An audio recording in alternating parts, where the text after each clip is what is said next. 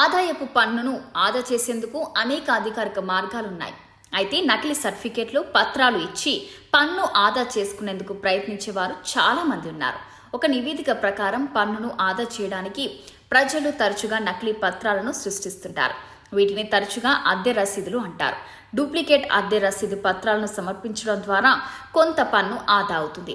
ఇప్పుడు ఆదాయపు పన్ను శాఖ అలాంటి వాటిని గుర్తించే కొత్త సాంకేతిక శక్తిని కలిగి ఉంది. నకిలీ పత్రాలను ఇప్పుడు సులభంగా గుర్తించవచ్చు. ఉద్యోగి జీతంలో హెచ్ఆర్ఏ లేదా ఇంటి అద్దె అలవెన్స్ ఉంటే అతను ఇంటి అద్దె చెల్లింపు రికార్డును కంపెనీ హెచ్ఆర్కి సమర్పించాలి.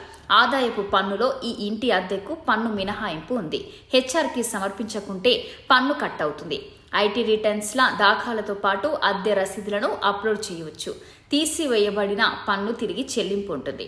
అద్దె సంవత్సరానికి 1 లక్ష కంటే ఎక్కువ ఉంటే వారు తమ ఇంటి యజమాని పాన్ నెంబర్ను అందించాలి. ఈ విధంగా మీ ఇంటి అద్దె చెల్లింపు ఏఐఎస్ లేదా వార్షిక సమాచార ప్రకటన అనే డాక్యుమెంట్లు నమోదు చేస్తారు.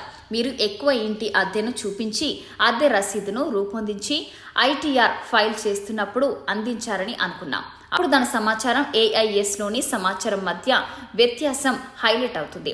ఆదాయపు పన్ను శాఖ అమలు చేస్తున్న ఏఐ సాంకేతిక ఈ వ్యత్యాసాన్ని గుర్తించగలదు.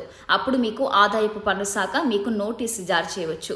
అయితే 1 లక్ష వంటి ఇంటి అద్దెకు మీరు యజమాని యొక్క పాన్ నెంబర్ ఇవ్వాల్సి అవసరం లేదు. ఈ కేసులో ఆదాయపు పన్ను శాఖ కూడా పత్రాలను సరిచూసుకునే విధంగా ఉండొచ్చు.